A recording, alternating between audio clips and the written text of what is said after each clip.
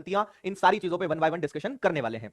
चलिए, सबसे पहला आपको मैं थोड़ा सा स्कोर के बारे में बताता हूं कि आपको अगर सिलेक्शन लेना है मोर देन 150, 160, 170 मार्क्स लाना है, क्योंकि 12 से 13 लाख लोगों ने फॉर्म भरा है। अगर सारी वैकेंसीज मिला लें तो लगभग 9000 वैकेंसीज हैं और इसमें 12-13 लाख लोग फाइट कर रहे हैं। कट ऑफ अच्छा जाएगा। एग्जाम के पैटर्न में बदलाव होने की संभावना 100% रहेगी, क्योंकि पहले पटवारी का एग्जाम अलग होता था, अब ग्रुप 2 सब ग्रुप 4 का पार्ट है।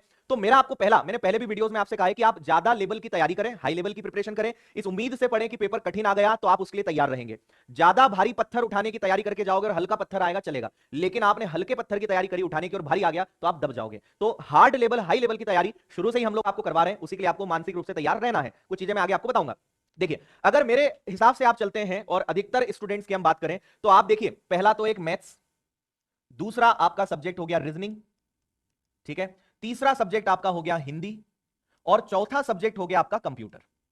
ठीक है, मैं मोस्ट ऑफ द स्टूडेंट्स की बात कर रहा हूं। मेरा यह मानना है कि आप ये 4 ऐसे सब्जेक्ट्स हैं जहां पे आप 90% से ज्यादा मार्क्स ला सकते हो, क्योंकि ये लगभग सभी से बन जाता है। और अगर सही मायने में बताऊं तो 8 विषय में स्कोरिंग सब्जेक्ट्स यही हैं। ठीक है, मैक्सिमम स्टूडेंट्स की हम बात कर रहे हैं। इसके अलावा क्या बचा भाई? तो आपका एक विषय बचा है इंग्लिश, एक नया विषय जो जुड़ा था उसका नाम है मैनेजमेंट।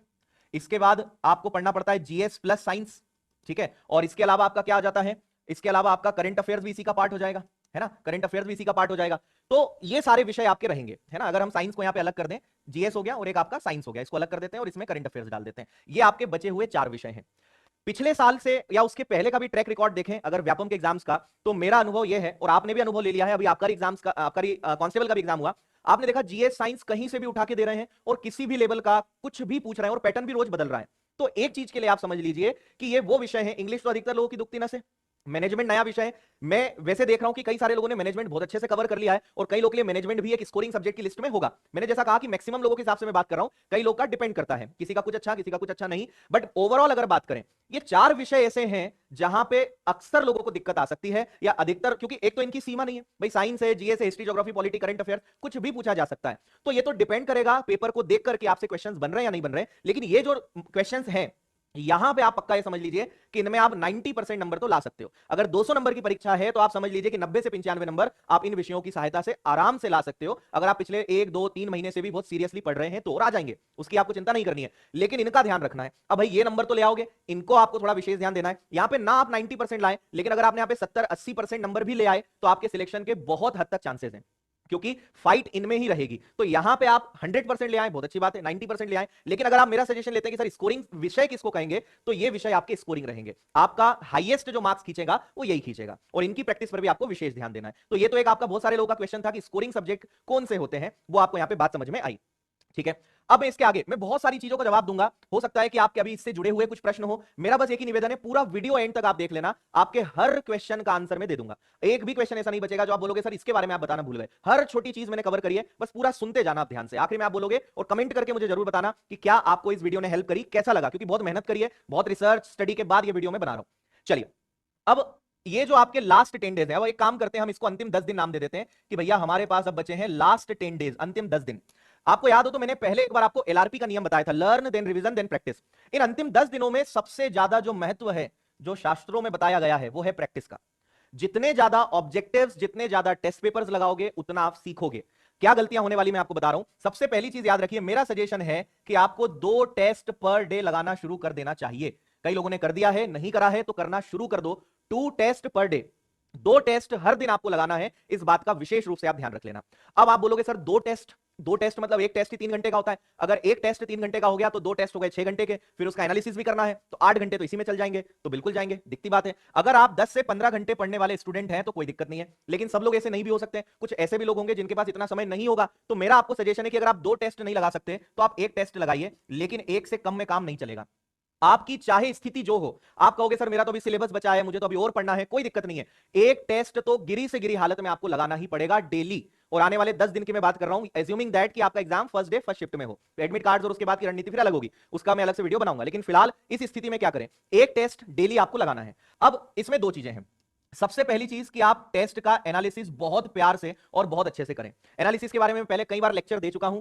क्या बन रहा है वो मैटर नहीं करता है, क्या नहीं बन रहा है और क्यों नहीं बन रहा है, इसको आपको एनालिसिस से पकड़ना है। आप एनालिसिस को खूब टाइम दीजिए, 1 घंटा 2 घंटा भी लग जाए कोई दिक्कत नहीं है, एनालिसिस को टाइम दीजिए, क्योंकि वही आपके मार्क्स इंप्रूव करेगा। कई लोग टेस्ट लगाते हैं, एनालिसिस करते ही नहीं, देखते ही नहीं कि हमसे क्या नहीं बना, क्यों नहीं बना, टेस्ट लगाए जा रहे हो, आपके मार्क्स नहीं बढ़ेंगे जब तक एनालिसिस अच्छा नहीं होगा। अगर एनालिसिस में दम है तो आपको हर अगले टेस्ट में पिछले टेस्ट से अच्छे मार्क्स दिखेंगे, गारंटी है मेरी। तो एनालिसिस को बहुत अच्छे से लगाइए, करिए, ये आपको सिखाएगा। इससे पता चलेगा कि किस विषय में क्या वीक है, किस पर काम करना है और किसका रिवीजन करना है, कौन सा चैप्टर मेरा अभी भी दिक्कत दे रहा है। मान लीजिए मैथ से आपको लगा कि यार चक्रवृद्धि ब्याज इतना पढ़ लिया फिर भी गड़बड़ हो रहा है, हर बार प्रश्न गलत हो रहा है, चक्रवृद्धि ब्याज को रिवीजन और उसकी एक्स्ट्रा क्वेश्चंस की प्रैक्टिस करने की आवश्यकता है।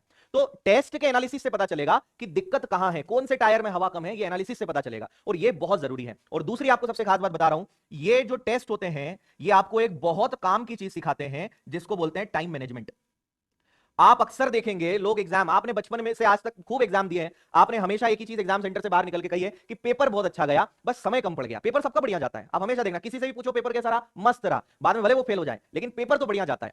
यहां पर ध्यान रखें आप, अगर आप टेस्ट नहीं लगाते हो, अगर आप प्रैक्टिस नहीं करते हो, आपको एग्जाम में पता ही नहीं चलेगा, आप 2 या 4 सब्जेक्ट में ही निपट जाओगे, आपका समय कैसे खराब हो जाएगा, कैसे निकल जाएगा, आपको पता ही नहीं चलेगा। तो इसलिए मैं आपको समझा रहा हूं भाई, 3 घंटे को मैनेज करना सीखना है, 3 घंटे को कैसे सारी चीजों को प्लान करना है, किस विषय पे कितना समय देना है, ये सारी चीजें प्री प्लान करनी पड़ेगी, पहले से तय करना पड़ेगा। ये टाइम मैनेजमेंट आपको यहां पे सीखने को मिलता है। ठीक है, हर दिन जब भी आप टेस्ट लगाते हो, ये मानकर टेस्ट लगाओ कि आप एग्जाम दे रहे हो, पूरा 3 घंटे ईमानदारी से बैठो। उस समय आपका मोबाइल बंद रहना चाहिए, कोई कॉल अटेंड नहीं करना है, कोई बीच में खाते पीते देख रहे हैं लोग टेस्ट ले रहे हैं, कई लोग तो नींद लेकर टेस्ट, नींद ले लेते हैं फिर टेस्ट कंटिन्यू कर लेते हैं और कई प्रकार की ऐसी चीजें करते हैं। सो ऑलवेज रिमेंबर कि आप ये माने कि आप एग्जाम हॉल में बैठे हो, 3 घंटे अगर एग्जाम में होते तो क्या आप घूमते फिरते, क्या आप बात कर लेते व्हाट्सएप पर, नहीं करते। उस माहौल की अभी से आदत बनाइए जैसा माहौल आपको मिलना है, ध्यान रखिए मेरी बात, उस माहौल की आदत बनाइए, 3 घंटे बैठने की आदत बनाइए, 3 घंटे बिना मोबाइल, सब चीजों के बिना और पूरा फोकस के साथ टेस्ट लगाने की आदत बनाइए। ये चीज आप वहां पे सीखेंगे, क्योंकि एग्जाम में क्या होता है, आपकी हार्ट बीट तेज होती है, आप बहुत नर्वस होते हो, टेंशन होता है, और ये हमेशा से होता रहा है और इस बार भी होगा। कई लोग बोलते हैं सर मुझे पटवारी के एग्जाम का बहुत टेंशन है। मैं उनसे पूछता हूं कि क्या इसके पहले तुमने अपने जीवन में स्कूल में एग्जाम दिए, कॉलेज में दिए, तब नहीं होता था? तब भी होता था।